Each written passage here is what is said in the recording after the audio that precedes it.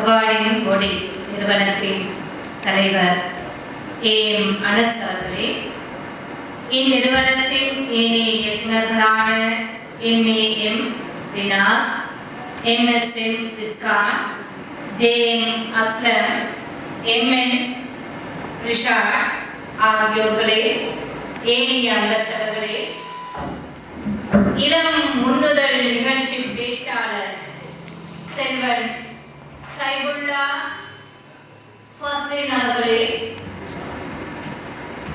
மத்திய மாகாணத்திலும் ஏனைய மாவட்டங்களிலும் இருந்து இங்கு வருகை தந்திருக்கின்ற அன்பான பெற்றோர்களே, வருங்காலத்தின் சாதனையாளர்களாக மாறி வருகின்ற அன்புக்கினிய மாணவ செல்வங்களே, அந்த மாணவ செல்வங்களை கல்லாக இருந்து கசக்கி செதுக்கி சிலையாக மாற்றி சிப்பியாக மறைவில் இருக்கின்ற ஆசிரிய பெருந்தகைகளே, இன்னும் பல பிரமுகர்களே, உங்கள் அனைவருக்கும் முதற்கண் வணக்கம். அஸ்ஸலாமு அலைக்கும்.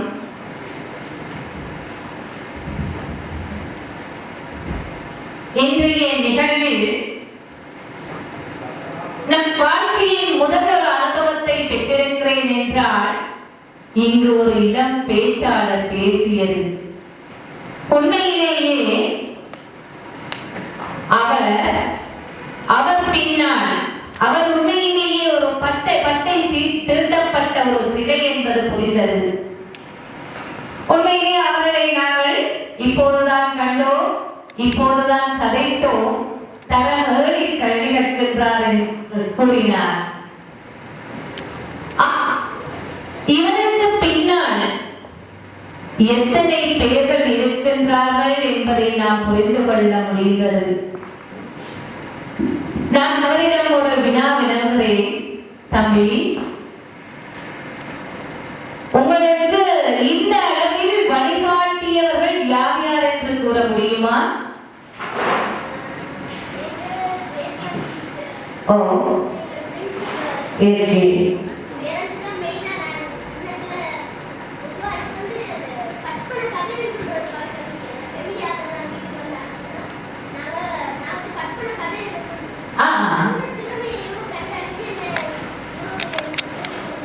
பேரண்ட்ஸ், தேங்க்யூமா. சரி, உண்மையிலேயே இவர் ஒரு சாதனையாளர். அவர் சொன்னது உங்களுக்கு கேட்டிருக்குமோ தெரியவில்லை. அவருக்கு பின்னால் இருந்தது அவருடைய ஆசிரியர், அதிபர், அதற்கு முன்னாக அவருடைய பெற்றோர்கள். ஒரு நிறைய நாங்கள் பார்க்கின்றோம் இந்த அலங்கார வேலைப்பாடுகள், இந்த வடிவமைப்புகள் எல்லாம். அதே போல பார்த்திருப்பீர்கள், நிறைய சிலைகள் எல்லாம் செதுக்கப்பட்டு இருப்பதை பார்த்திருப்பீர்கள். அந்த சிலை செதுக்குவதற்கு அல்லது இவ்வாறான ஒரு கட்டிடத்தை கட்டுவதற்கு முதல் காரணமாக என்ன தேவை? அதனுடைய மூலப்பொருள் தேவை. அந்த ஒரு சிலையை வடிக்க வேண்டுமாக இருந்தால் ஒரு கருங்கல் சிலை, உறுதியான ஒரு கருங்கல் சிலை தேவை. அந்த சிலையை செதுக்குவதற்கு ஒரு சிற்பி தேவை.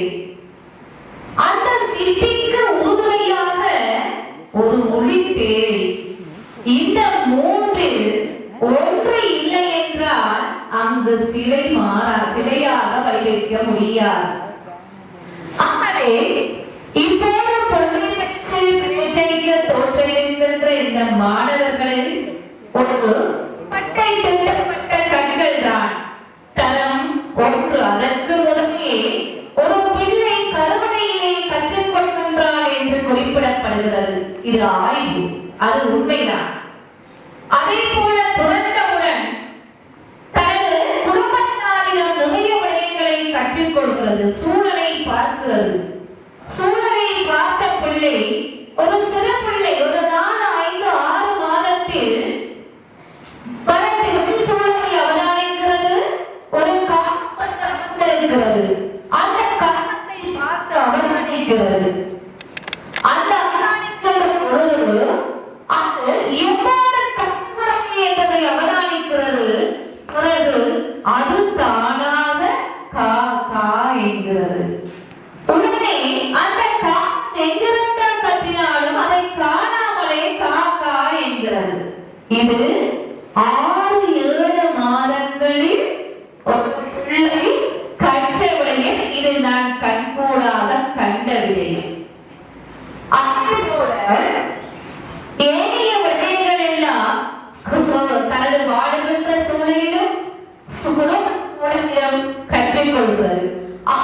கற்றுக்கொண்ட மாணவ பிள்ளை முன்பள்ளிக்கு செல்கிறது.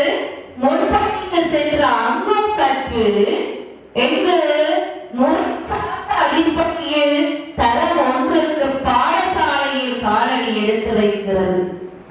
பாடசாலையில் தரம் 1, 2, 3, 4 இந்த 4 படிகளையும் தாண்டி 5வது படிக்கு வந்து இருக்கிறது இங்கு இருக்கையில். ஆகவே இங்கு தடை தாண்டல் வாழ்க்கையின் முதல் படியாக, கல்வியின் முதல் படியாக ஒரு தடை தாண்டல். எங்கு தாண்டி விடுவோமா அல்லது வீழ்ந்து விடுவோமா என்ற பயத்திலும் பதற்றத்திலும் இங்கு இருக்கின்றது. ஆகவே இந்த கற்களை சிலையாக மாற்றுவதற்கு ஆசிரியர்களாகிய சிற்பிகள் எந்நேரமும் தயாராக இருக்கிறார்கள். நான் பல பாடசாலைக்கு சென்றிருக்கிறேன். பல்வேறு மாவட்டங்களில் உள்ள பாடசாலைக்கும் சென்றிருக்கிறேன். அங்கு அந்த வேறு ஆசிரியர்களும் தான் இருந்தால் தரத்தில் கல்வி கற்கின்ற ஆசிரியர்கள் தன்னை முழுமையாக மறந்து விடுகிறார்கள். தன் குடும்பத்தை முழுமையாக மறந்து விடுகிறார்கள். அவர்களுக்கு வேண்டும் இந்த பிள்ளைகளை எவ்வாறாயினும் பொன்னை பரிசில் பேச்சையில் சித்தியக்கிய செய்து எனது பாடசாலை, எனது வகுப்பு மாணவர்கள் ஒரு நல்ல நிலையில் பெயர் வாங்க வேண்டும் என்ற அவன் மட்டுமே அவர்களிடம் இருக்கிறது. ஆகவே அதற்காக அவர்கள் படும் பாடுகள் கொஞ்சம் நஞ்சம் அல்ல. நாங்கள் பொறுப்பான போது உண்மையிலேயே ஒரு பைத்தியக்காரர்களை விட மோசமான நிலையில் அவர்கள் இருப்பார்கள். என்ன செய்வது, எங்கு போவது, எந்த பேப்பரை செய்வது, எவ்வாறு திருத்துவது, எப்படி படிப்பிப்பது, எதை படிப்பித்தாலும் இந்த பிள்ளை தேர மாட்டேன்றானே என்ற ஒரு அச்சம். ஆகவே இது அந்த சிற்பிக்கு பெரும் சவாலாக அமைகிறது. அது கல்லின் தெரிவு. அடுத்ததாக ஒளி. அது நீங்கள் பெற்றார்களாகிய நீங்கள். இந்த ஒளி சரியாக அந்த சிற்பிக்கு ஒத்துழைக்கவில்லை என்றால் அந்த சிலையை வடிவமைக்கவே முடியாது.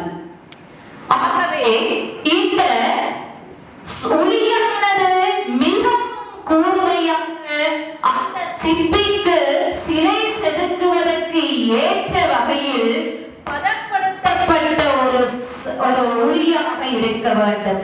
ஆகவே பெற்றோர்களாகிய நீங்கள் உங்களுடைய பிள்ளைகளின் இந்த கல்வித்தரம் உயர்வதற்கு மிக முக்கியமாக, மிக உந்துதலாக, மிக அக்கறையாக செயற்படக்கூடியவர்களாக இருக்கிறீர்கள்.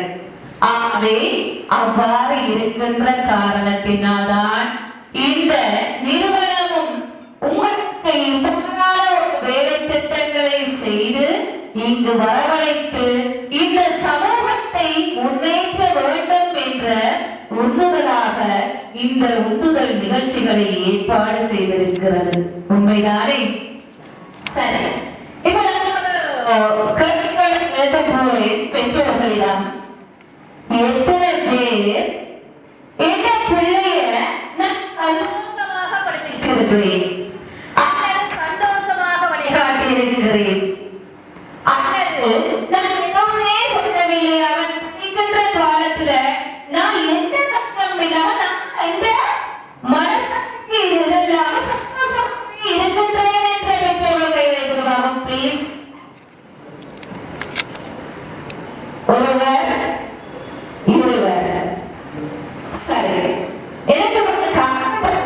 அம்மா, நீங்க ஏன் சந்தோஷமா இருக்கிறீங்க?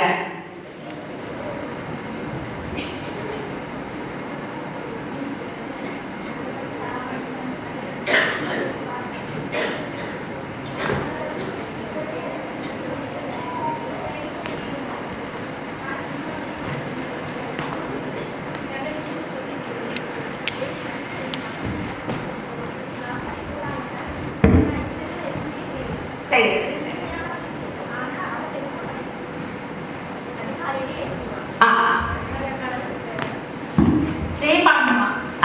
என்ன இல்லைன்னு நாலு மணிக்கு எழுதினா அவன் தகச்சு சொல்லுவான். எக்ஸாம் எல்லாம் நடக்கக்குள்ளே கூட அவருக்கு கடவுளை நம்பிக்கை தான் கூட. Very good. என் மகனுக்கு கூட அப்படிங்க. என்னோட மார்க்கத்தை சரியா எடுக்கிறீங்க கொடுத்தேன். அல்ஹம்துலில்லாஹ் நல்லா படிக்கிறாங்க எடுப்பேன். அதனால சந்தோஷமா இருக்கிறீங்க. மகன் வந்து 175 எடுத்து 10th பாய்ஸ் காலேஜ்ல படிக்கிறாரு. ஓகே, சந்தோஷம். நான் என்ன பிள்ளைங்களால சந்தோஷமா இருக்கிறீங்க. இன்னும் ஒரு பெற்றோர் கை உயர்த்தினார். தேங்க்யூம்மா. இன்னும் ஒருத்தர் கை உயர்த்தினாங்களே, வேறு யாராவது இல்லை? என்ன அப்ப எல்லார் மனதிலும் என்ன இருக்கிறது? பதற்றம், பயம் இருந்து கொண்டுதானே இருக்கிறது. சரி, இப்ப நான் அந்த மாணவர்கள்ட்ட ஒரு கேள்வி கேட்கிறேன். நீங்க எல்லாருமே சந்தோஷமாக படிக்கிறீங்களா? எங்க கைய வைக்கிறோம். நான் கஷ்டம் இல்லாம கஷ்டப்படல, சரியா? உம்மால தொல்லை இல்ல, ஆசிரியர் தொல்லை இல்ல, நானா படிக்கிறேன், என்னால சாதிக்க முடியும், என்ன புலமை பரிசில் பரீட்சையில் உயர் சித்தி அடைய முடியும் என்ற நம்பிக்கையில் சந்தோஷமா இருக்கிறாங்க. Very good. நீங்க எல்லாரும் சந்தோஷமா இருக்கிறீங்க. உமாமார எல்லாம் பின்னுக்கு பக்கு பக்கு பக்குனே இருக்குது இல்லையா? ஓகே, கைவிடுங்க பிள்ளை.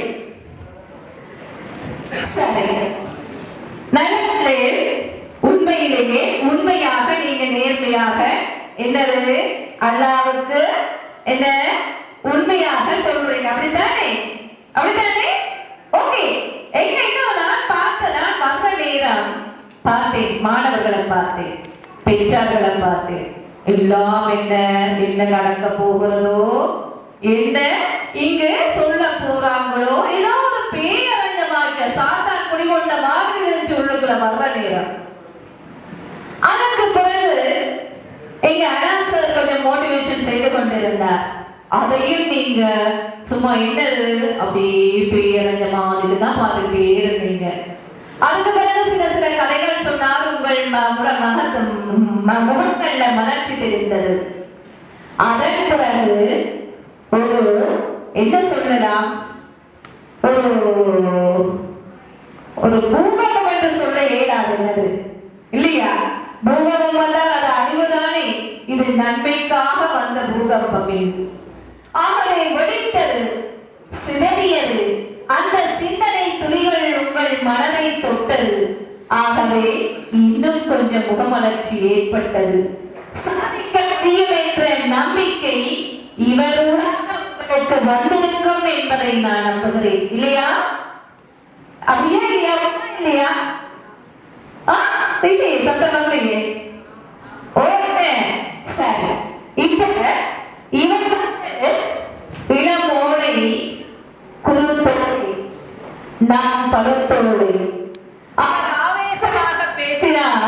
நான் உண்மையிலேயே அவருடைய பேச்சை கண்டு ஐயோ என்னால் அவர் மாதிரி பேச முடியுமோ என்ற அச்சம் எனக்கும் ஏற்பட்டது. அப்படித்தான் எல்லாருக்கும் அப்படி தோன்றுவதுதானே? ஆகவே இப்பொழுது அவர் உண்மையிலேயே குறுத்தோடை நான் படுத்தோடை. எனக்கும் 2 பிள்ளைகள். ஒரு தாயாக நான் இருந்து பட்ட பாடல்களை உங்களோடு பகிர்ந்து கொள்ள நினைக்கிறேன். எனக்கு ஒரு மகள், ஒரு மகன். நீங்கள் சொன்னது போல அவர் தாயா சொன்னார் உண்மையிலேயே சந்தோஷமாக இருந்தேன் என்று. அதே போல முதலில் நான் சந்தோஷமாக இருந்தேன். ஏனென்றால் எனது மகள் படிக்கின்ற போது எனக்கு எந்த கவலையும் இல்லை. கஷ்டப்பட்டோம், நிறைய கஷ்டப்பட்டோம். சரியா? உங்களுக்கு தெரியும், நாங்கள் என்ன வசதிகள் வாய்ப்புகள் இருந்த போதும் கஷ்டம் என்பது இனி இல்லை என்று தலை தூக்கி விரித்து ஆடுகின்ற ஒரு என்னது பிசாசாகத்தான் வரும் ஒரு சில நேரங்களில் அவ்வாறான ஒரு கஷ்டம் எனக்கும் வந்தது. நான் தென்தனியில் ஆசிரியராக ஆலோசகராக கடமையாற்றுகின்ற போது எனக்கு இடமாற்றம் பெற்று வந்தேன் கண்டிக்கு. பிள்ளைகளின் படிப்புக்காக அங்கு 15 வருடம் மிகவும் கஷ்ட பிரதேசங்களில் அந்த மாணவர்களை நல்ல வழியில் வழிநடத்திய பிறகுதான் இங்கு வந்தேன். அதன் பிறகு இங்கு வந்தால் இங்கு என்னை போட்டார்கள் ஒரு தொங்கலுக்கு. கிட்டத்தட்ட 2.5-3 மணித்தியாலம் வாகனத்தில் பயணம் செய்து பாடசாலைக்கு செல்ல வேண்டும். பிள்ளைகள் கண்ணியில் படிக்கின்றார்கள். ஆகவே அந்த நேரத்தில் மகள் 3ஆம் ஆண்டு படிக்கின்றாள், மகள் 1ஆம் ஆண்டு படிக்கின்றார். கணவர் கூட இருக்கவில்லை, வெளியில் சென்று விட்டார். ஆகவே இப்ப நான் என்ன செய்வேன்னு கேட்டா அந்த பிள்ளைகளை சரியா 3:30க்கு எழுப்புவேன். நான் எழுப்புவேன் 2:30க்கு. எழுப்பி எல்லாம் சமையல் எல்லாம் முடித்து விட்டு இவர்களை 3:30க்கு எழுப்பி முகம் கை கால் கழுவுறதுலேருந்து நானே தான் செய்வேன். எதுவுமே செய்து கொள்ள தெரியாது. எல்லாரும் பேசுவாங்க பிள்ளைகளை பழக்க வேண்டும் என்று. நான் பழக்கிறதுக்கு நேரம் இல்லை. ஆகவே அவர்களை 3:30 மணிக்கு எழுப்பி 4:30 மணிக்கு ஒரு வீட்டில் கொண்டு போய் ஒரு வீடு அழைத்து கொண்டு போறவங்கள வீட்டுல நிப்பாட்டி 5 மணி பஸ்ஸுக்கு நான் ஏறி விடுவேன். அப்போ போய் மீண்டும் வருகின்ற போது மாலை 4:30 மணி ஆகிவிடும். இவர்கள் வந்து அந்த யூனிஃபார்மோட அந்த வீட்டுக்காரங்கள வீட்டுல அதே நிலையில பேக்க போட்ட வாக்குல என்ன எப்ப அம்மா வருவாங்களோன்னு சொல்லி பேக்க கூட கலக்கிறது இல்லை. அதே இதை உட்கார்ந்து இருப்பாங்க ஒரு 2 சேர்ல. சரியா? ஆக அதுக்கு பிறகுதான் நான் அவர்களை கூட்டிக் கொண்டு போய் அவர்களுடைய உடுப்பை மாற்றி முகக்கால்களை கழுவ வைத்து அதன் பிறகுதான் சாப்பாடை திருப்பி வருது.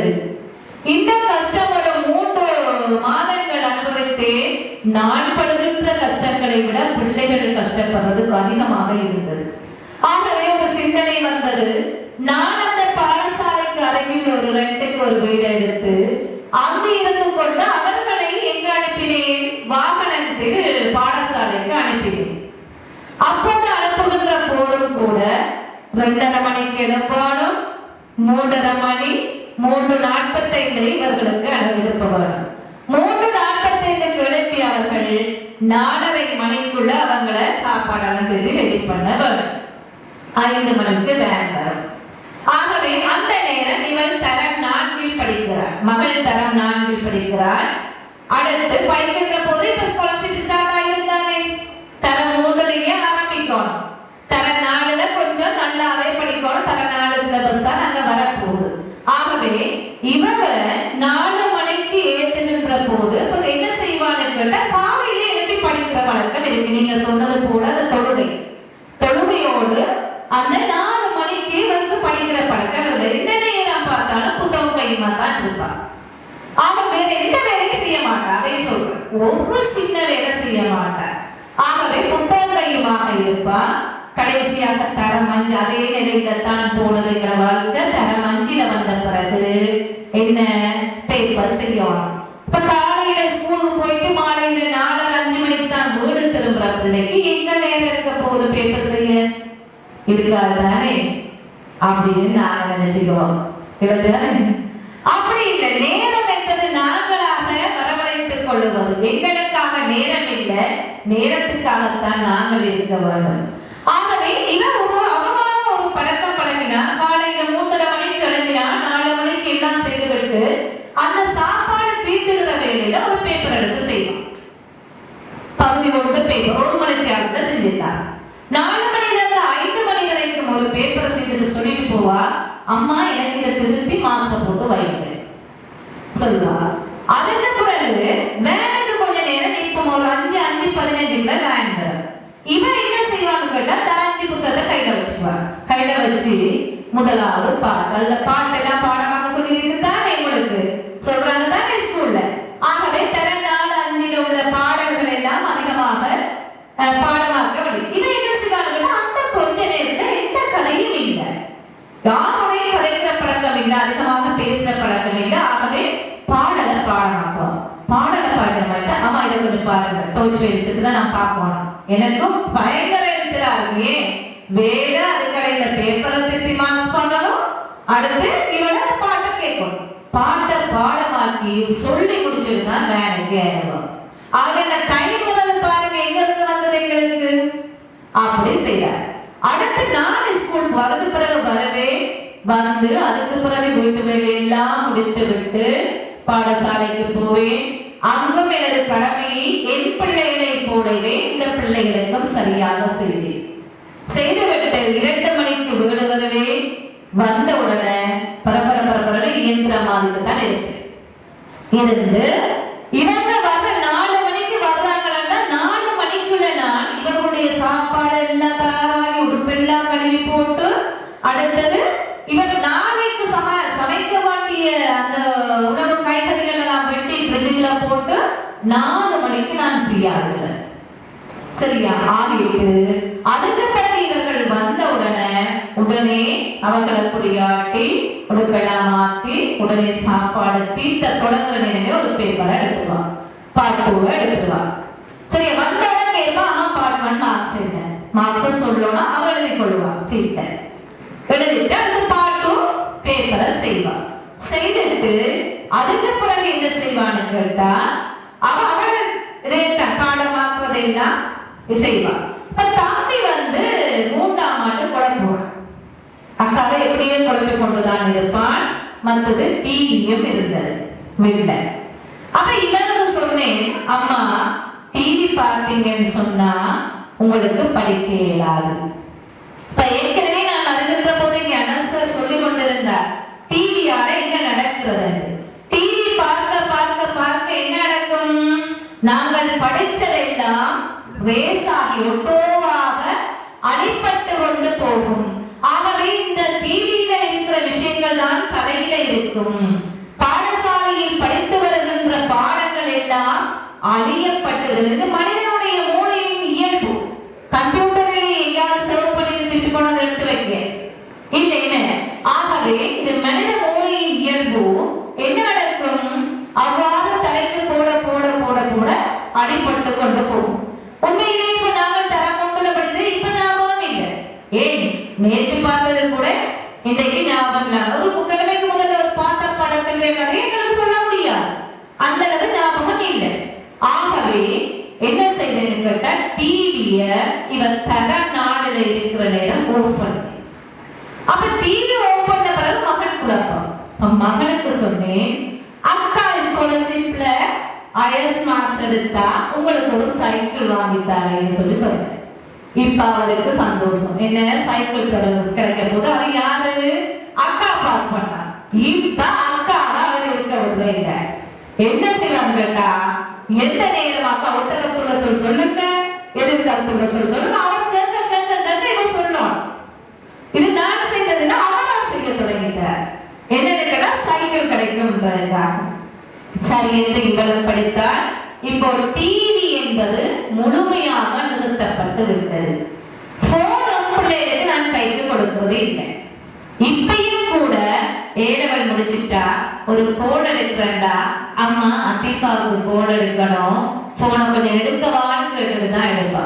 நான் சொன்னேன், இப்ப நீங்க வளர்ந்துட்டீங்கம்மா, இனி நீங்க எனக்கு கேட்க தேவை இல்லம்மான்னு சொல்லி இப்ப அது சொல்லியும் அவருக்கு அது பழக்கப்பட்டு போயிடுச்சு. ஒரு கோல் எடுக்கிறனாலும் எடுக்கிறது. சரியா? ஆகவே இந்த செயல்பாடை நான் அவர்களுக்கு செய்து வந்தேன். ஆகவே எனக்கு ஒரு சின்ன கஷ்டமும் இருக்கலாம். அவங்க படிப்பிக்கிறது படிச்சா தொடர்ந்து என்ன செய்வா, பேப்பர் செய்வா அவ செய்ய நான் செய்ய சொல்றேன். அவங்க கேட்க பேப்பர் வாங்கி கொடுக்குறது, வேணுங்கிற மாதிரி பேப்பர் வாங்கி கொடுக்குறேன், நான் தயாரிக்கிற பேப்பரை கொடுக்குறது. அப்படி பேப்பர் அவருக்கு நான் செய்தது கிட்டத்தட்ட 975 பேப்பர் செய்து முடித்தேன். தரம் 5ல இருக்கிற நேரம். ஆகவே அவன் என்ன செய்தா, படித்தா, என்ன எக்ஸாம் எழுதிட்டு வந்த உடனே சொன்னான், அம்மா நான் என்ன எழுதுனேன். ஆனா எலி வலையில் வாழும் வளையில் வாழும் வளையில் வாழும் சொல்லி கேட்டு அவன் நகர நகர நகர இருப்பான். இவனுக்கு நல்லா தெரியும் அந்த எலி வளை என்பது பாழை என்பது தெரியும். வந்து சொன்ன முதல் கேள்வி, அம்மா எலி வளையில் வாழும் என்பதற்கு பிறகு வலையில் வாழும் என்று அடிச்சு வச்சுட்டு வந்தேன். அப்ப நான் சொன்ன முதல் கேள்வி பிள்ளை சரிதானே? இது ஏன் நான் சொல்கிறேன் என்றால், இன்றைய நிலையிலும் கூட ஏழவள் படிக்கின்ற மாணவர்கள் அல்லது உயர்கல்வியில சில நேரம் எம்பில் முடிச்சவங்க டாக்டரேட் முடிச்சவங்களுக்கு கூட இந்த லகர வேறுபாடு தெரியாமல் இருக்கிறது. இது நாங்கள் தரம் ஒன்றிலிருந்தே இந்த மாணவர்களுக்கு அறிமுகப்படுத்தப்பட வேண்டும். எனது பிள்ளையே நான் அவ்வளவு அழகாக சொல்லிக் கொடுத்து, நான் இந்த தமிழில் பிழைவிடுவதே இல்லை, ஆகவே அவ்வளவு தெளிவாக சொல்லிக் கொடுத்த அவவே விட்டுட்டு வந்தார் என்றால், அழுத்தமாக இந்த எழுத்துக்கள் உச்சரிக்கிறதிலேயோ எழுதுவதிலேயோ மிக கவனம் செலுத்த வேண்டும் என்பதை புரிந்து கொண்டேன். அதன் பிறகு அவங்களுக்கு என்ன செய்தேன்னு கேட்டா, டெய்லி நாங்க படுக்க போற நேரம் ஒவ்வொரு பந்தியிலும் 2 பேரும் வாசிச்சு காட்ட வேண்டும். இந்த வாசிப்பு என்பது முக்கியம், சரியா? ஏன் வாசிக்க தெரியவில்லை என்றால் எதுவுமே செய்ய முடியாது. நன்றாக படிக்கின்ற மாணவர்களாக இருப்பார்கள், கேட்கின்ற கேள்விக்கு எல்லாம் பதில் கொடுக்கக்கூடிய மாணவர்களாக இருப்பார்கள், மிக திறமையான மாணவர்களாக இருப்பார்கள்.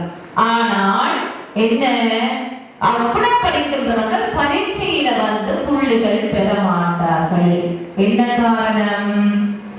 வாசிக்கவில்லை, வாசித்தவற்றை கிரகிக்கவில்லை.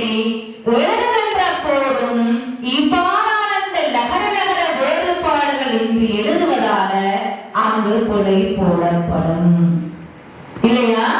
சரி, இது ஒரு காரணம். ஆகவே இதற்கு பெற்றோர்களாகிய நீங்கள் நான் சொல்வது என்னவென்றால், டைம் எடுக்க தேவையில்லை. எங்களுக்கு டைம் இல்லைன்னு சொல்ல வேண்டிய அவசியம், வாசிக்க டைம் இல்லை. நான் என்ன செய்யறதுன்னு கேட்டா, பெட்டுக்கு போறோம், இரவு 9க்கு படுக்க போட்டுறது பிள்ளைல. 9க்கு என்னது போய் படுக்கையில இருக்கிற நேரம் வாசிப்பு கேட்பேன். தமிழ் இருக்கட்டும், ஆங்கிலமாக இருக்கட்டும், சிங்களம் 3 மொழியிலேயே வாசிப்புங்கிறது வழக்கம். இது வரைக்கும் அந்த வகையில ஏழவர் முடிச்சிட்டோம். இன்னைக்கு வந்து நிற்பாங்க அம்மா அதாவது சொல்லுவாங்க என்னன்னு கேட்டா, ஒரு செயல 30 நாள் நாங்கள் தொடர்ந்து செய்து விட்டோமா இருந்தால் அந்த பழக்கம் எங்களால மாற்ற முடியாது. இதை பாருங்க, எத்தனை பேர் இரவைக்கு பிரஷ் பண்ணுவீங்க? கையெழுத்துக்க பிள்ளை, இரவைக்கு நான் பிரஷ் பண்ணிட்டு தான் படுப்பேன். அது பெரும் போராட்டமாக இருக்கும் பெற்றோர்களுக்கு, இல்லையா? சரி, ஆனால் தொடர்ச்சியாக நீங்கள் ஒரு 30 நாள் அல்லது ஒரு 28 நாள் பிரஷ் பண்ணிட்டீங்கன்னு சொன்னால் அதை என்ன செய்ய முடியாது, மாற்ற முடியாது. அம்மாவே நீ பிரஷ் பண்ண வேணாம்னு சொன்னாலும் நீங்க என்ன செய்ய மாட்டீங்க, பிரஷ் பண்ணாம படுக்க மாட்டீங்க. ஆகவே அதே போலதான் ஒவ்வொரு விடயத்திலும் தொடர்ச்சியாக பயிற்சி இருக்குமாக இருந்தால் அந்த பயிற்சியை நாங்கள் என்ன செய்ய முடியாது, மாற்ற முடியாது. ஆகவே அவளுக்கு எங்களோட பிள்ளைகளுக்கு நாங்கள் என்ன பயிற்சியை கொடுத்தோம், ஆக உண்மையிலேயே பயிற்சி எழுதி அந்த பாடசாலையில் சிறந்த பெறுபேரை பெற்ற முதல் மாணவி என்ற பெயரை பெற்றுக் கொடுத்தார். உண்மையில நான் அதை எதிர்பார்க்கவும் இல்லை, நம்பவும் இல்லை, அவளுடைய முயற்சி தான். அது ஒரு சந்தோஷத்தை கொடுத்தது அந்த அம்மா மாதிரி எனக்கும். ஆனா அடுத்து எனக்கு வில்லங்கம் வந்தது, போராட்டம். சரியா? சில நேரம் சொல்லுவாங்க பிள்ளைகளை வளர்க்கறேசு பையன்களை வளர்க்கறது கஷ்டம்னு சொல்லி, சரியா? அது என்ன, ஆனா சில பையன்கள் இருக்காங்க பொம்பளை பிள்ளை மாதிரிக்க, சில பொம்பளை பிள்ளைகள் இருக்கு பையன்கள் மாதிரிக்க, சரியா? சரியா? வாசிக்க சொன்னாலும் பெரிய கஷ்டம். 2 வரி வாசிச்சுட்டு அம்மா நாளைக்கு வாசிக்கிறேன். அவர் தரம் 1ல இருக்கிற நேரமே நான் எழுத்து எழுதி கொடுக்கிறது வழக்கம். அந்த எழுத்த அது பக்கத்துக்கு முழுக்க எழுதுங்க. அவர் சொல்லுவார், அம்மா உங்களுக்கு கொப்பி வாங்க கஷ்டம் தானேன்னு கேட்பாரு. நானும் ஏதோ புள்ள அக்கறைக்கு தான் கேட்குதுன்னா, ஆமாம்மா கஷ்டம் தான், சர்வீஸ் செலவழிச்சு தானே கஷ்டம். அப்ப நான் இதுல அரைவாசி எழுதிட்டு நாளைக்கு அரைவாசி எழுதுறேன் மாம்பா. அப்பதான் நினைச்சேன், ஓஹோ இவர் இதுக்கு தான் கேட்டாரான்னு சொல்லி. சரியா? அப்படி புத்திசாலித்தனம் என்ன செய்வாரு? இப்படியே போய்கொண்டிருக்கிறது. தரம் 5ல வந்தவங்க கூட எழுத்துப்பட வாசிக்கிறது இல்லை தானே, கொஞ்சம் சொல்வழி கேட்கிறது இல்லை. ஆனா நல்ல பையன். சரியா? என்னன்னு கேட்டா பாடசாலைக்கு போனா இன்னைக்கும் அவ்வளோ டீச்சரும் இந்த பையன் மாதிரி யாருமே இந்த இதுவரைக்கும் கண்டதில்லைன்னு சொல்றோம். ஒரு நல்ல பையன் பேர் வாங்கினவர் இன்றைக்கும். அதே போல குடும்பத்தவர்களும் சொல்லுவாங்க இந்த பையனை போல அருமையான பையன் யாரும் இல்லை. ஆனா நான் பண்ற பாடி எனக்கு மட்டும்தான் தெரியும் வீட்டுக்குள்ள. அவ படிக்கிறது இல்ல. ஒரு 3 எழுத்து இருக்குமாக இருந்தால், அம்மா என்ற ஒரு சொல்லுல 3 எழுத்து இருக்குமாக இருந்தால் அது 2 எழுத்து பிள்ளையாதான் இருக்கும். அவ்வளவு கஷ்டப்பட்டேன். ஆனால் இவர் படிக்கிறத தவிர பாடசாலையில நடக்கிற கலை நிகழ்வுகளாக இருக்கட்டும், விளையாட்டு போட்டியாக இருக்கட்டும், அல்லது எந்த போட்டிகளாக இருக்கட்டும் போனா முதலிடம் தான் எல்லாத்துலையும். சரியா? அதுக்கு பிறகு படிக்க வச்சு பார்த்து ஏழு நான் சொன்னேன் என்னத்தை தான் படிக்கிற இல்ல, கிளாஸ் சரி போறியா? சரின்னு ஒரு நாள் போனார். போயிட்டு வந்து கேட்டாரு. இப்ப தமிழ் ஓரளவு ஏலம் பிள்ளைகளுக்கு எல்லாம் நாங்க அந்த தமிழ் தொடர்ச்சியாக படித்து கொண்டிருக்கிறார். தமிழை போன உடனே ஏதோ சார் சொல்லியிருக்காரு 12க்கு 14க்கு 14ன்னு சொல்லிட்டாரா. அப்ப வந்து புத்தகத்தை பேசினான். ஏன் 4ல இருந்து நான் கிளாஸ் போனோம், ஏன் 14 எங்கேயாவது இருக்கான்னு கேட்டேன். சரியா? நான் சொன்னேன் அப்படி சொல்லித்தாரே. அவர் சொல்றது எதுவுமே எனக்கு விளக்கல. ஏதோ போர்ட்ல எழுதி போட்ட 2 எழுத்து விளங்கினால இதுக்கு வந்து இங்கிலீஷ் கிளாஸ் போக மாட்டேன் நிறுத்தியாச்சு. ஆனாலும் அவனுக்கு இந்த பேப்பர் செய்யல ஒரு இன்ட்ரெஸ்ட் இருந்துச்சு. சரியா? அப்ப நான் என்ன செய்தேன், படிப்பிக்கிறத விட்டுட்டு பேப்பரை கொடுத்தேன். பேப்பரை செய்ய சொல்லி பிறகு பேப்பர் தொடர்ந்து செய்தாரு. ஏதோ மார்க்ஸ் வந்து கொண்டுதான். ஆனா என்ன படிக்கிறதே இல்லை. இருந்து படிக்கிறேன் ஏதோ கொஞ்சம் வற்புறுத்தி தான் நாங்க அந்த பாடத்தை கொஞ்சம் இறுதி செய்ய வரும். சரியா? அப்படியே படிச்சு கொண்டு போக பாஸ் எக்ஸாம் நெருங்கிட்டு எனக்கு இப்ப கன்ஃபியூஸ் இல்ல, முடிவாகிட்டேன். என்ன இவன் ஆகலோட தான் 70க்கு கீழே எடுப்பானோன்ற சந்தேகத்துல தான் இருந்தது. சரியா? அப்ப என்ன செய்தான், இப்ப நாளைக்கு எக்ஸாம். இன்னைக்கு காலையில 5 மணிக்கு எழுதிட்டார். தானா எழுதி உட்கார்ந்து படிக்கிறார். சரியா? படிக்கிறாரு. டீ குடிக்கல, சாப்பாடு சாப்பிடல, தீட்டி சரி விட்டாங்க. இப்படியே பட்டியா போட இல்லாது அப்படின்னு தீட்டி விட படிக்கிறாரு. இரவு 9 மணி. ஆனா இனி இவ்வளவு நாள் படிக்காம எனக்கு ஒரு நாள் படிச்சா போய் நீ எக்ஸாம்ல பாஸ் பண்ண போற, ஒரு நாள் படிச்சது. சரியா? அவன் என்ன கேட்டான், உங்களுக்கு பாஸ் பண்ணி காட்டினா சத்தானே, அந்த ஒரு கலாவா தானே காட்டுவாங்க முடிய. அவன் கேட்ட பிறகு எனக்கு நம்பிக்கை இல்லை. சரி நீ செய்யறது செய்யணும். 10 மணி. நான் இவன் மகளுக்கு என்னன்னு கேட்டா முதல் நாள் ஃபுல்லா ஃப்ரீ ஆகிட்டேன். அதாவது எக்ஸாமுக்கு முதல் நாள் ஃபுல்லா பேப்பர் வேணாமா படிக்க வேணாமா ஃப்ரீ ஆகுங்கன்னு சொல்லி ஃப்ரீ ஆகிட்டேன். ஆனா இவன் அன்னைக்கு தான் படிச்சுக்கிட்டு இருக்கிறார். படிச்சுட்டு போய் எக்ஸாம் எழுதிட்டு வாரார். வந்த உடனே என்னென்ன வந்துச்சு ஒன்றுமே சொல்லல. வந்தது வந்துச்சு, நான் எழுதுனேன். உங்களுக்கு என்னத்துக்கு அப்படின்னாரு. சரியா? சரின்னு பார்ப்போம்னு பார்த்தா என்ன ரிசல்ட்ஸ் வருது.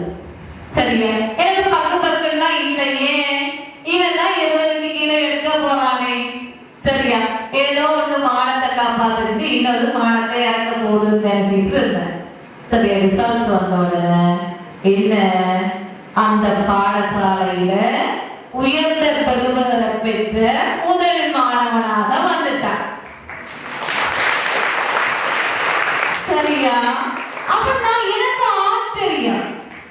சரியா? ஆனா டீச்சருக்கு நம்பிக்கை. டீச்சர் சொல்றாங்க இல்ல அவன் படிக்கிறவன், அவன் என்ன சொல்றேன் படிக்கிறவன் தான் சொல்றான். டீச்சர் மட்டும்தான். எந்த கிளாஸும் இல்ல, வகுப்பு டீச்சர் நான். அதே மாதிரி மகளுக்கு மட்டும்தான் வகுப்பு டீச்சர் நான். சரியா? வேற எந்த கிளாஸும் அனுப்பவும் இல்லை. இப்ப நான் கேட்டேன், அன்னைக்கு எப்படா பாஸ் பண்ணேன்னு சொல்லி. அவன் சொன்னாமா, நீங்க சொன்னீங்க, ஆனா சொல்றத கவனிப்பா.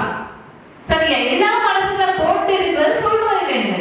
அம்மா நீங்க சொன்னீங்க தானே, வாசிக்கிற நேரம் கவனம் வாசிங்கன்னு சொல்லி விடை எழுதுற நேரம் சில நேரம் அந்த சொல்லுக்கு தெரியாது, அந்த சொல்லு பந்தியில இருக்கும் அதையே பார்த்து கவனமா எழுதுன்னு சொல்லிட்டானே, அதைத்தான் கடைபிடிச்சு பாஸ் பண்ணிட்டேன்னு சொல்லி சொல்லணும். சரியா? அதற்கு பிறகு அவன் நிறைய வாசிப்பான். வாசித்து வாசித்து வாசிச்சு ஒரு கிரேட் 9ல இருக்கிற நேரம் சிறுகதை ஒரு 10 சிறுகதை எழுதினான். அந்த சிறுகதை இலங்கை ரீதியாக பரிசு பெற்ற ஒரு சிறுகதையாக இருந்தது. மிகவும் சந்தோஷமாக இருந்தது. சரி, அதுக்கு பிறகு அவர் கைவிட்டார் படிப்பார். சரியா? இவன் மகன் என்ன செய்தான்னு கேட்டா, ஸ்காலர்ஷிப் முடிஞ்ச பிறகு அம்மா பேப்பர் தாங்க ஏன் பழக்க தோசம்.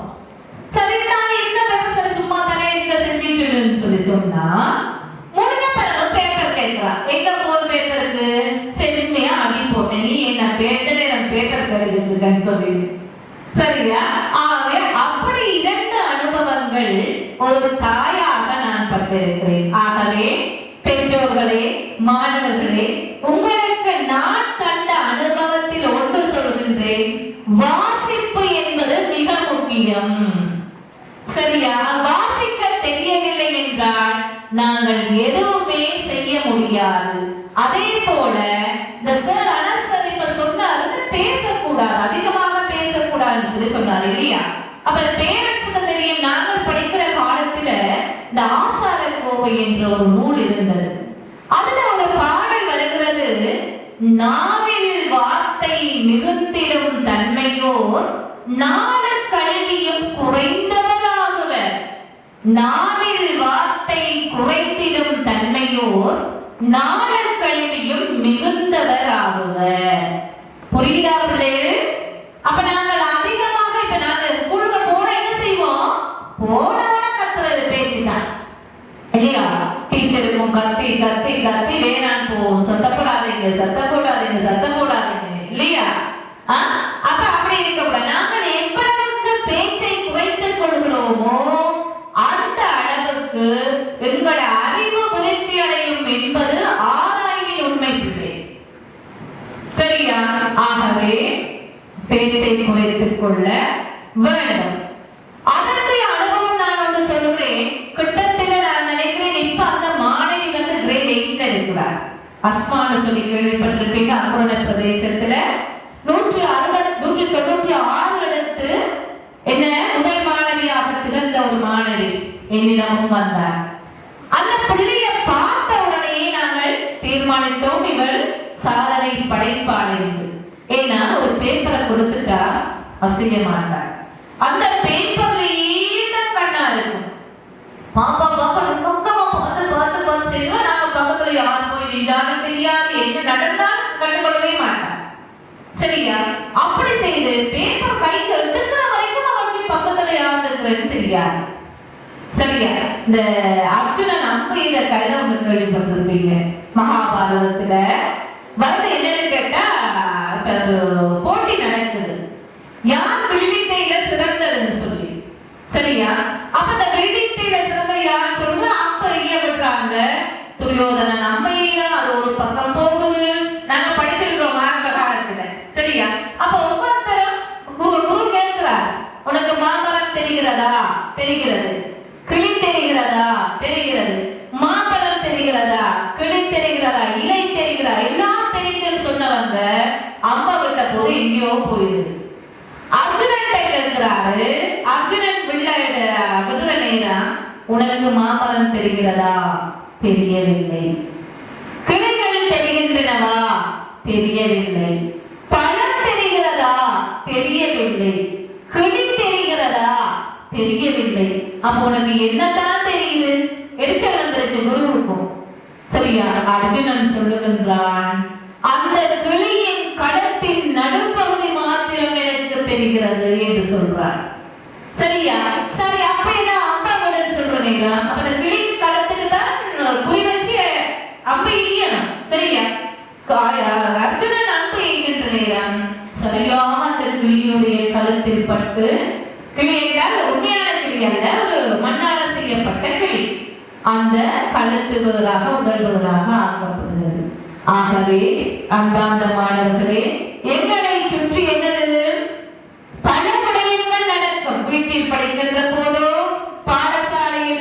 இருக்க போதோ பல விடயங்கள் நடக்கும்.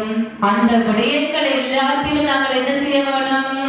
எங்களோட கண்ணையோ காதையோ கொடுக்க கூடாது.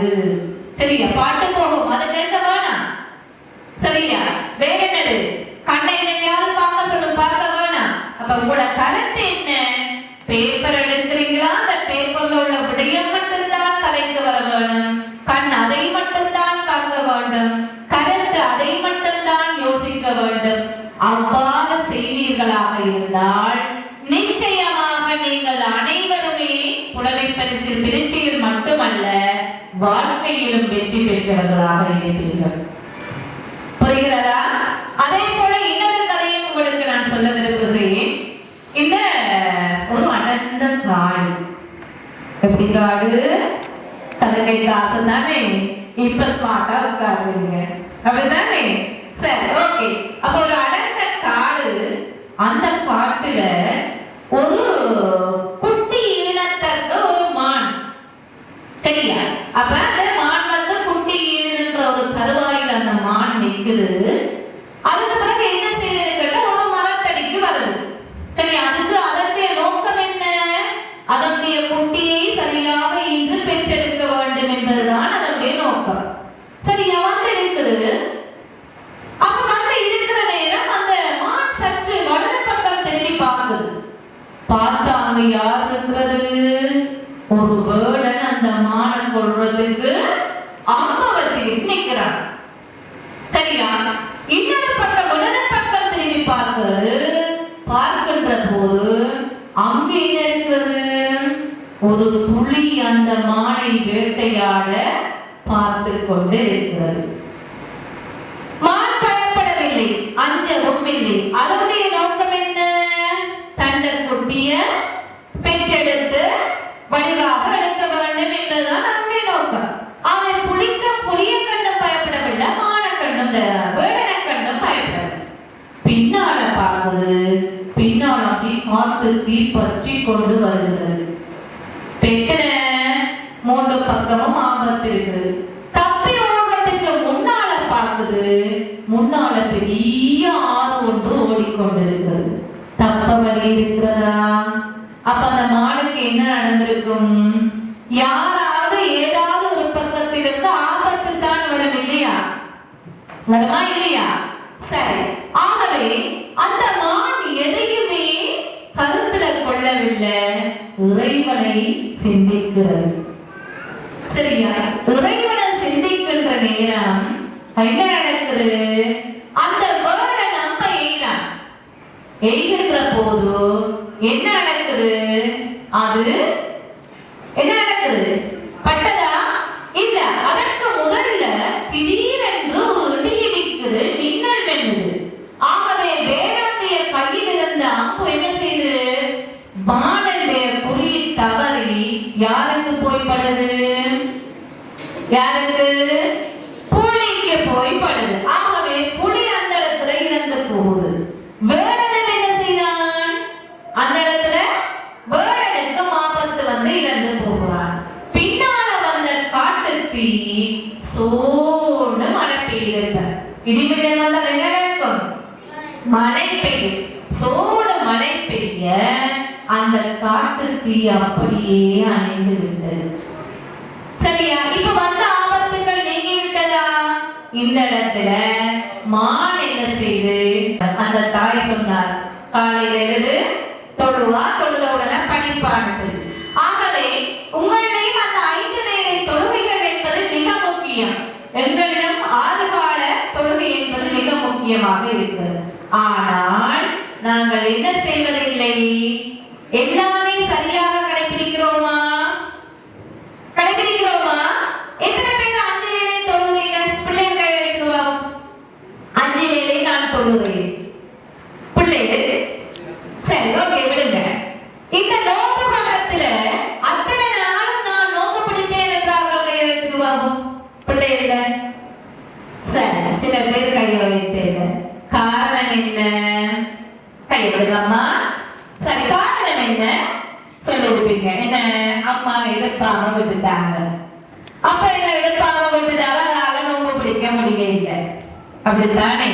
ஆகவே என்னது எங்களோட கடமைகளை நாங்கள் தான் செய்கின்ற காலம் இது பிள்ளைகளுக்கு. சரியா? இப்ப நாங்க படிக்கிற காலத்துல ஒரு பாட்டு இருந்துச்சு. என்ன பாட்டு தெரியுமா? அம்மாமார் அப்பாமாருக்கெல்லாம் தெரியும். தலைவாரி பூச்சூடி உன்னை, தலைவாரி பூச்சூடி உன்னை பாடசாலைக்கு போய் என்று சொன்னாள் உன் அன்னை, தலைவாரி பூச்சூடி உன்னை. அடுத்து சொல்றாங்க, மலைவாழை அல்லவோ கல்வி, மலைவாழை அல்லவோ கல்வி, அதை வாயாத உண்ணுவாய் வாயன் புதல்வி, தலைவாரி பூச்சூடி உன்னை. இதுதான் நாங்க படிச்ச பாட்டு. எனக்கு இன்னும் ஞாபகம் இருக்கு. சரியா? அப்ப அந்த நேரம் எங்களுக்கு கடையெல்லாம் சீவி கட்டிவிட்டு அம்மா பாடசாலைக்கு கொண்டு விட்டுறது வழக்கமாக இருந்தது. அதே போல என்ன சொல்றாங்க, மலைவாழை பழமா, வாழைப்பழத்தை சாப்பிடுறது எவ்வளவு இலகுவோ அதே போல கல்வி கற்பது இலகு என்று அந்த காலத்துல சொல்லப்பட்டுச்சு. இப்ப தர நாள்ல ஒரு பாட்டு வந்திருக்கு தெரியுமா? மெய்ப்பொருள் கல்வி. படிச்சிருக்கீங்களா?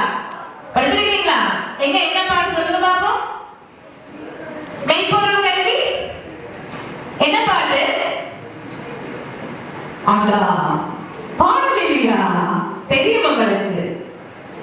பேசலாம் பிள்ளை. என்ன பாட்டு? என்ன பாட்டு? தலை சீவி பல்லுக்கே, இப்பதான் வருது இல்லையா? தலை சீவி பல்லுக்கே ஓடு நல் தங்க பருமையாம் தோழர்களோடு. பாத்தீங்களா? முன்ன அம்மா தலை சீவி விட்டு அனுப்புனாங்க. இப்ப யாரு சொல்றாங்க? நீனே தலை சீவிக்கிட்டு போ. சரியா? தலை சீவி பல்லுக்கே போட சொல்லல, ஓடுன்னு சொல்லி சொல்றாங்க. ஏன் அவ்வளவு வேகமான காலமாக இது இருக்கிறது. சரியா? ஆகவே அடுத்த சொல்றாங்க, விலையில்லா மெய்ப்பொருள் கல்வி. என்னவா? விலையில்லா மெய்ப்பொருள் கல்வி, அதை விரும்பி படித்தால் அறிவுண்டாம் செல்வி. இப்ப இங்க யாரும் படிப்பிக்க தேவையில்லை. சரி, உங்களுக்கு யாரும் படிப்பிக்க இல்லை. நீங்க படிக்கிறீங்க, அதாவது ஆசிரியர்கள் வழிகாட்டுகிறார்கள். சரி, முன்னாள் அப்படி இல்லை. தலை சீவி என்னது? தலைவாரி பூச்சூடி உன்னை பாடசாலைக்கு போய் என்று சொன்னாலும் நன்மை. சரியா? இப்ப தலை சீவி பள்ளிக்கு ஓடு நல் தங்கம் பருமையாம் தோழர்களோடு, விலையில்லா மெய்ப்பொருள் கல்வி, அதை விரும்பி படித்தால் அறிவுண்டாம் செல்வி. எத்தனை பேர் விரும்பி படிக்கிறீங்க? அந்த பாட்டை எத்தனை பேர் விரும்பி பாடமாக்குறீங்க?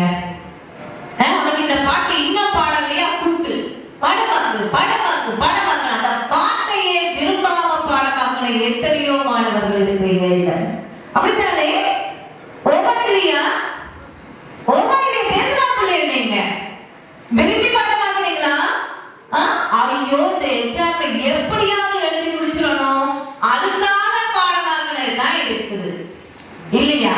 ஆனா கட்டாயம் நாங்கள் விருப்பத்தோடு செய்கின்ற செயலில் நிச்சயமாக வெற்றி இருக்கிறது. புரியுதா? புரியுதா? இப்ப நாங்க ஒரு ஃபங்க்ஷனுக்கு போனா, சார் சொன்னார் காலையில் ஃபங்க்ஷனுக்கு போனா அப்படி ரெடி ஆகணும். ரெடி ஆகுமா இல்லையா? ரெடி ஆகும் இல்லையா? எந்த கிளாஸ் தேவையில்லை, அந்த கிளாஸ் வேணாமா நாளைக்கு போட்டுக்குவோம். சரியா? இப்ப நாங்க ஒரு இன்னைக்கு ஃபங்க்ஷனுக்கு வரணும். எங்கட தங்கச்சிட மகளாக.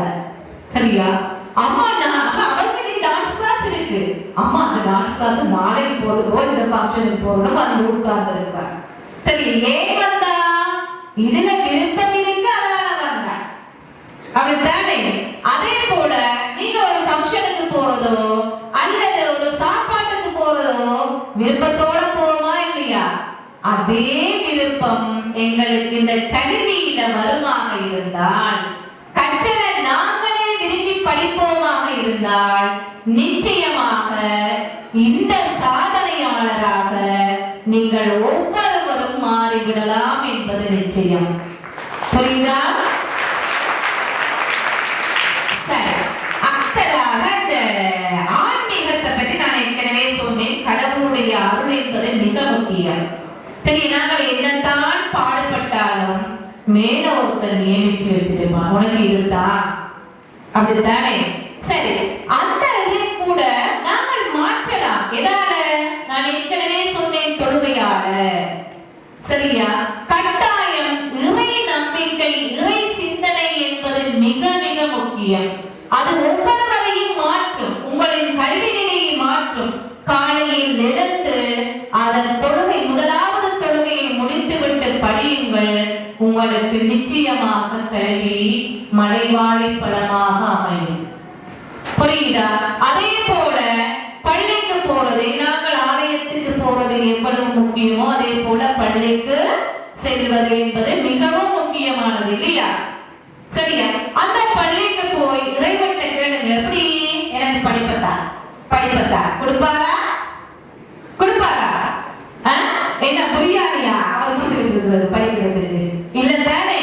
அப்ப படிப்பதா என்று கேட்கறதுக்கு பதிலாக நீங்க என்ன கேட்கலாம்? அந்த எனக்கு படிப்பதற்கு உடலுக்கு சக்தியை தா, எனது சிந்தனைக்கு நல்ல புத்தியை தா, நல்லவனாக இருந்து நான் கற்பதற்கு எனக்கு வலிமையை தா என்று கேட்கலாமே தவிர எனக்கு படிப்பதான்னு கேட்டா கொடுக்க மாட்டார். புரியுதா பிள்ளை? புரியுதா? சரியா? நிச்சயமாக இறைவன் கருணையுள்ளவன். சரியா? இந்த குழந்தைகளும் இறைவனுக்கு சமனானவர்கள். நீங்கள் எல்லாம் இறைவனுக்கு சமனானவர்கள். நீங்கள் கேட்கின்றதை நிச்சயமாக அல்லாஹ் தருவான். ஒரு பாட்டு கேட்டு வருவீங்களா? இறைவனிடம் கையேந்துங்கள், அவன் இல்லை என்று சொல்லுவதில்லை. பொறுமையுடன் கேட்டு பாருங்கள், அவன் பொக்கிஷத்தை மூடுவதில்லை. இல்லை என்று சொல்லும் மனம் இல்லாதவன், ஈடு இணை இல்லாத கருணை உள்ளவன். கேள்விப்பட்டிருக்கீங்களா? பாத்தீங்களா? அப்ப இறைவன் என்பவன் கருணையுள்ளவன், நீங்கள் கேட்பதை கொடுப்பவன். ஆகவே இறைவனிடத்தில் நம்பி எங்களோட செயலை நாங்கள் விரும்பி செயற்பட்டோமாக இருந்தால், நான் உங்களுடைய செயல் என்பது கற்றல் மட்டும்தான். ஆகவே அதை விரும்பி நாங்கள் செயற்பட்டோமாக இருந்தால் நிச்சயமாக உங்களுக்கு வெற்றி நிச்சயம். சரியா? சரி, இன்னொரு விஷயம் நான் சொல்ல விரும்புகிறேன் என்னன்னு, நல்லா படிக்கிற பிள்ளை, உண்மையிலேயே வகுப்புல சிறந்தவர்களாக இருந்த பிள்ளை, ஆனா மார்க்ஸ் எடுக்கல. காரணம் என்ன? எந்த அனுபவத்துல நான் 2 காரணங்களை கண்டுபிடித்தேன். ஒன்று, அந்த பிள்ளை உண்மையிலேயே இந்த மகளோட படித்த ஒரு மாணவி, அத்திஃபா என்ற மாணவி, அவங்களுக்கு தான் போட்டி. ஒரு பேப்பர் எடுத்தா 98 98 98 100 இப்படிதான் வரும் 2 பேருக்குமே. நான் இவங்க விட நம்பினது அவங்க தான். அவன் நிச்சயமாக நல்ல ரெக்கார்ட் ஒன்று அனுப்பான்னு சொல்லி தான் நினைச்சேன். சரியா? அவ 2 கிளாஸ் வந்த ஸ்கூல்ல படிச்சா, கடைசி நேரம் என்ன நடந்துச்சுன்னு கேட்டா, அங்க செமினார்ஸ் நடக்கும் தானே, எல்லா இடங்களையும் எல்லா செமினார் நடக்கும். நம்ம யோசிக்கிறோம் என்ன, எல்லாத்துக்கும் போட்டா எல்லா அறிவும் என் பிள்ளைக்கு வந்து சேர்ந்துடும் யோசிப்போம். ஆனால் அது தவறு. உண்மையிலேயே பாடசாலை ஆசிரியர்களை நம்புங்க, அவங்க எந்த வஞ்சகமும் இல்லாமல் படிப்பிப்பாங்க. சரியா? அடுத்து உங்களுக்கு வகுப்பு போட வேண்டுமா, ஒரே ஒரு மேலதிக கிளாஸ் போட்டா போதும், அது போதும். அதை விட நீங்க போட்டீங்கன்னு சொன்னா நிச்சயமாக படிக்கிற பிள்ளையும் மார்க்ஸ் இல்லாமல் தான் போகும். அதே நிலைமை ஏற்பட்டது அந்த அத்திமாற்ற பிள்ளைக்கு ஏற்பட்ட நிலைமையை நான் சொல்றேன். அவ்வளவு நாள் தொடர்ச்சியா என்கிட்ட வந்துட்டு இருந்த பிள்ளை திடீரென்று ஒரு பேர் சொல்ல வேண்டிய விஷயத்த 2-3 செமினாருக்கு போனுச்சு. அப்ப இந்த பிள்ளைகளுக்கு என்ன தேவை, எதை கொடுக்க வேண்டும் என்று வகுப்பாசிரியர்களுக்கு தெரியும், அல்லது அந்த பாட சொல்லையோடு அந்த பாட திட்டத்தோடு தொடர்புடைய ஆசிரியர்களுக்கு தெரியும். ஆகவே எதை அவர்களுக்கு அளவோடு கொடுக்க கொடுக்க வேண்டும் என்பது தெரியும். இப்ப உங்களுக்கு தெரியும் இந்த நம்பர்கள் 119 1929 1919 சரி இந்த போலீஸ் நம்பர் இப்ப 1929 யாருக்கு வெரி குட் என்னது சிறுவர் துஷ்பிரயோகம் தொடர்பாக அறிவிக்க வேண்டிய போலீஸுக்கு அறிவிக்க வேண்டிய தொலைபேசி எண். சரி இதுவே சுவாரஸ்யமான கதை இருக்கு.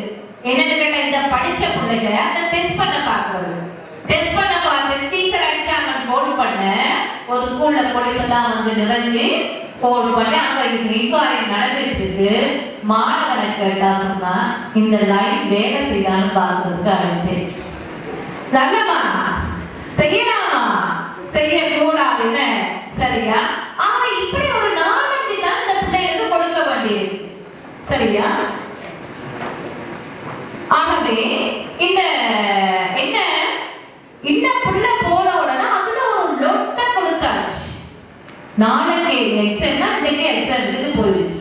ஆகவே வந்து நிக்குது நான் என்னது எக்ஸாம் செய்ய மாட்டேன்னு முடிவாதமா அம்மாவோட நிற்க அம்மா என்கிட்ட வந்து அழுகுறாங்க பாருங்க மேடம் எக்ஸாம் செய்ய போக மாட்டேன். ஏமா அங்க சார் இவரெல்லாம் படிப்பிச்சாரு எனக்கு அதெல்லாம் ஒண்ணுமே தெரியாது எனக்கு எழுத முடியாது அவ்வளவு நடக்குது. ஆனா நான் சொன்னேன் இல்ல எல்லாம் ஒன்று வராதுங்க தைரியமா போய் எழுதுங்க அப்படின்னு சொல்லி அனுப்ப அந்த பிள்ளைத்தான் ரெக்கார்ட் வைக்க வேண்டிய பிள்ளை 157 கட் அவுட் 156 பாத்தீங்களா. ஆக இதுவும் ஒரு தோல்விக்கான காரணம். அடுத்தது இந்த வளன்னு பேசுறது பேசிட்டு கருத்துல கொள்வது இல்லை. ஆகவே அதையும் நாங்கள் நிறுத்திவிட்டோமாக இருந்தால் என்ன இந்த பரீட்சையில நாங்கள் சிறந்த பெறுபவர்களை எடுப்பதற்கு வழிவகுக்கும் என்று கூறிக்கொள்ள விரும்புகிறேன். அத்தோடு நான் ஏற்கனவே சொன்னேன் இந்த தொழுகை என்பது மிக முக்கியம் என்பது. அதே போல நாங்கள் இந்த பள்ளிக்கு செல்ல வேண்டும் என்பதும் மிக முக்கியமானது. அதிலேயும் எனக்கு ஒரு பிடித்தமான பாட்டு நீங்க கேள்விப்பட்டிருப்பீங்க. என்ன பள்ளிகள் பல இருந்தும் மாகோசை கேட்ட பின்னும் பள்ளி செல்ல மனம் இல்லையோ படைத்தவன் நினைவில்லையோ பள்ளி செல்ல மனமில்லையோ படைத்தவன் நினைவில்லையோ. அல்லாவை நாம் தொழுதால் சுகம் எல்லாமே ஓடி வரும். அந்த வல்லோனை நினைத்திருந்தால் நல்ல வாழ்க்கையும் தேடி வரும்.